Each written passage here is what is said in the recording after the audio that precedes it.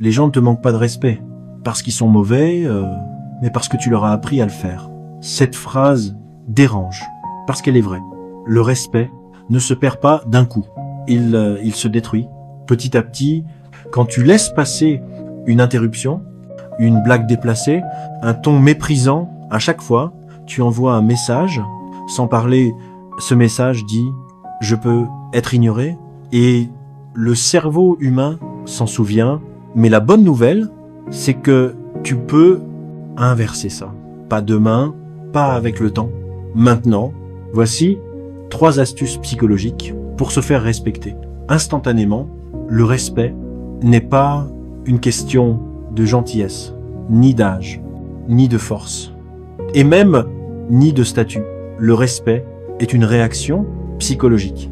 Il se déclenche ou il disparaît, et la plupart des gens le sabotent sans le savoir. Astuce 1, parlez moins. Plus tu parles, plus tu t'exposes. Plus tu expliques, plus tu descends. Expliquer, c'est demander l'autorisation. Les personnes respectées n'ont pas besoin d'autorisation. Elles déclarent, puis elles se taisent. Parler moins ne veut pas dire être faible. Ça veut dire être maître de son impact. Les gens confondent calme et soumission. Mais le cerveau humain ne réagit pas à l'agitation. Il réagit à la stabilité.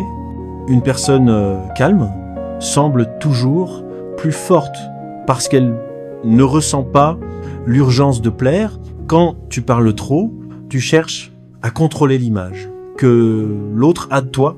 Et dès que tu cherches à contrôler, tu perds du pouvoir.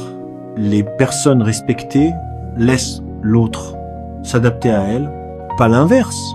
Le silence est un test, celui qui le remplit. Le plus vite est celui qui craint de perdre. Celui qui le supporte envoie un message clair. Je suis bien ici. On te fait une remarque sèche. Ton premier réflexe, c'est te justifier, mais chaque justification renforce l'attaque. Une réponse courte, un ton calme, puis le silence. C'est ce moment qui fait basculer la dynamique. L'autre se sent obligé de s'ajuster parce que tu n'as pas cherché à le convaincre. Le respect naît dans la sobriété. Plus tu es sobre, plus tu es crédible. Astuce 1. Parle moins, termine tes phrases. Assume le silence. Mais le silence, sans limite, ne suffit pas. Astuce 2. Poser des limites sans émotion. Les gens testent toujours, pas par méchanceté, par psychologie. Le cerveau humain cherche les limites. S'il n'en trouve pas, il avance. Et plus il avance, plus le respect recule. L'erreur la plus courante, attendre trop longtemps. Tu accumules, tu encaisses, tu te tais. Puis un jour, tu exploses. Et à ce moment-là, tu passes pour le problème. Le respect se joue au premier écart, pas au 10e. Une limite posée tôt évite sans conflit. Une limite n'est pas une attaque. Ce n'est pas une justification. C'est une déclaration. Je ne fonctionne pas. Comme ça, pas d'explication, pas de débat. Ce ton ne me convient pas. Calme, direct, sans colère. On peut continuer si on se respecte parce que tu ne supplies pas. Tu constates et le cerveau en face comprend immédiatement il y a une limite. La colère fait peur. Le calme impose la colère, démontre une perte de contrôle. Le calme montre une maîtrise. On respecte toujours quelqu'un qui se respecte déjà.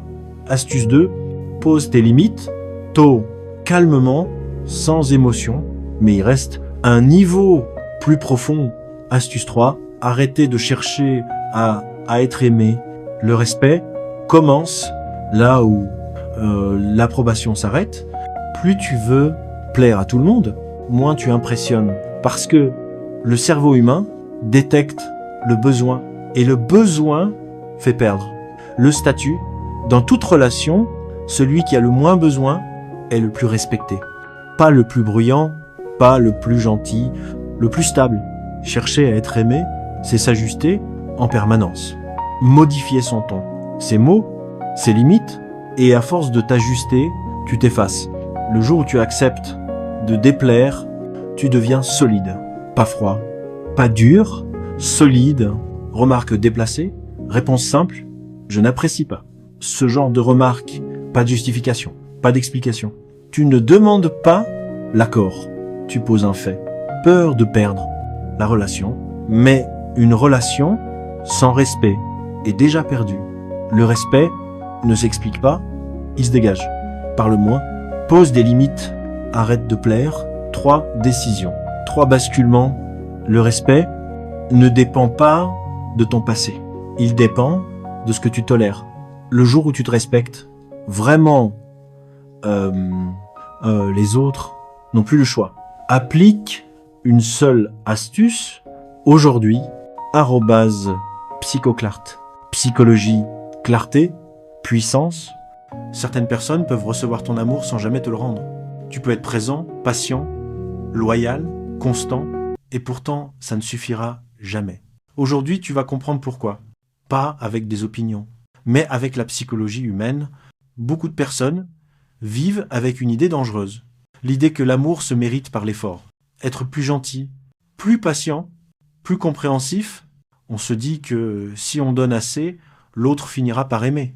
Mais la psychologie est claire, l'amour ne fonctionne pas comme une dette. Plus tu donnes à quelqu'un qui n'est pas capable d'aimer, plus tu renforces le déséquilibre. Certaines personnes ne rejettent pas ton amour. Elles n'y ont simplement pas accès et ce n'est pas ta faute.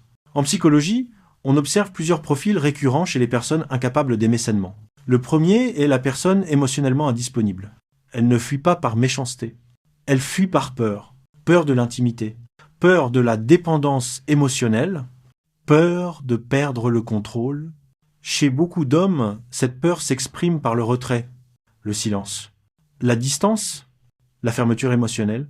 Chez beaucoup de femmes, elle s'exprime autrement, par des tests constants, de l'ambiguïté, une pression affective subtile. Ce ne sont pas des règles absolues, ce sont des tendances observées en psychologie comportementale, mais le résultat est souvent le même, tu donnes, ils reçoivent, sans jamais rendre. Alors la vraie question n'est pas « pourquoi cette personne agit comme ça ?» La vraie question est « pourquoi toi tu restes ?» Parce que ton cerveau confond souvent intensité et amour. Les montagnes russes émotionnelles créent une forme d'addiction. L'incertitude libère plus de dopamine que la stabilité. Ce que tu ressens n'est pas de l'amour. C'est un conditionnement émotionnel. Plus tu espères, plus tu t'accroches. Et plus tu t'accroches, plus tu t'oublies.